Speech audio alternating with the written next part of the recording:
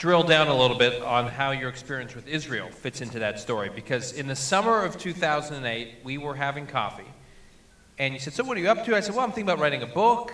And you said, about what? And I thought, oh, it's going to have to explain what it's about. It's a sleepy subject, you know, about the Israeli economy. Most people think it's super academic. Meg grabbed me and she said, you need to talk to this person, this person, this person. You need to interview this company. This is the most amazing story. I said, Meg, how do you know all this? And she said, Israel actually transformed eBay. When she was CEO and president of eBay, she said that Israeli startups, Israeli innovation, Israeli R&D, Israeli entrepreneurs, Israeli engineers helped transform the company. And she quickly,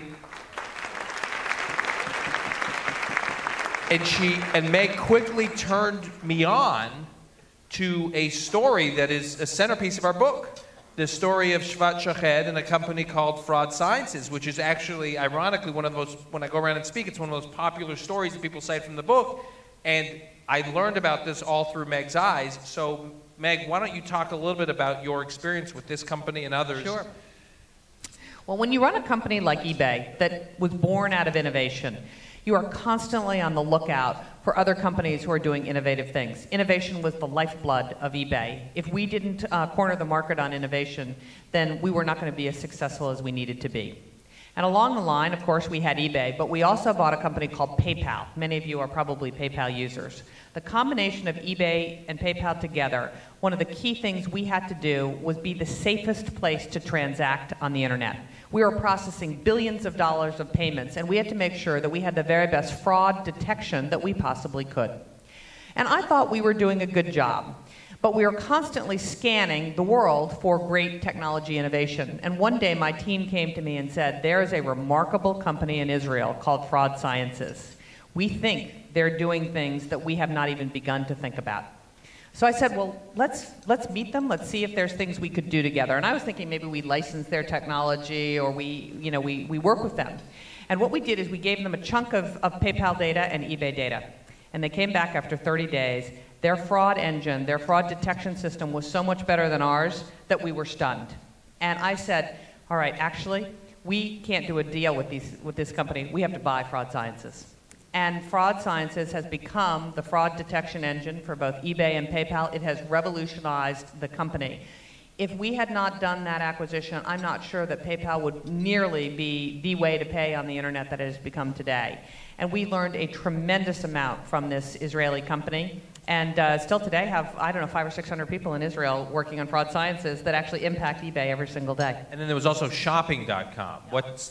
Tell us that story.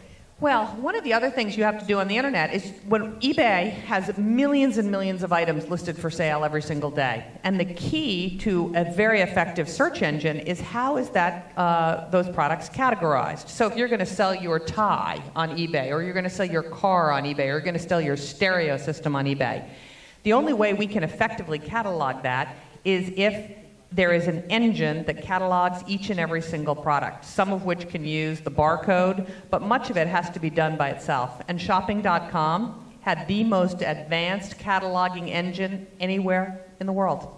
And once again, we saw this company, we said, they do it better than we do, they're smarter, they're more innovative, and so we ended up buying shopping.com.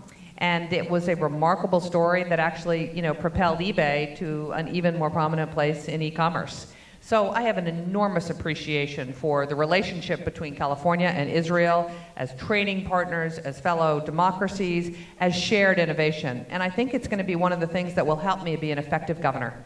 Because that relationship between California and Israel, not so many people understand as well as I do. I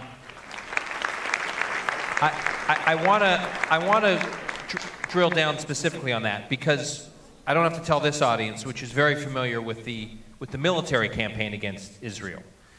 The campaign by Hamas, the campaign by Hezbollah, the prospect of a nuclear Iran and the threats that could pose existentially to Israel. But there's another campaign. There's the non-military campaign. There's the campaign of delegitimization, which may not be as overt, but is no less systematic, and it is arguably no less effective, which is the campaign to raise serious questions about, Israel's right to be a place among the nations. And your story I have always found compelling because the prospect of you being on the political stage that you are, you have a unique voice. There are many people on the political stage. You have this experience that's informed your thinking that could be sort of the ultimate blow against the delegitimizers. And you and I have talked about that. Well, I think we have to remember that California is the largest state in the United States of America. If we were a country, we would be the 8th largest economy in the world. So it matters what the governor of California thinks. And I think we have to be crystal clear about Israel's right to exist. There can be no question about this. And we have to be crystal clear about Israel's right to defend itself. There is no question about that. And I promise you, if I am governor of California, I will stand up for that. I will use the bully pulpit of the largest state in the country to make sure that we remind Americans of that and people around the world every single day.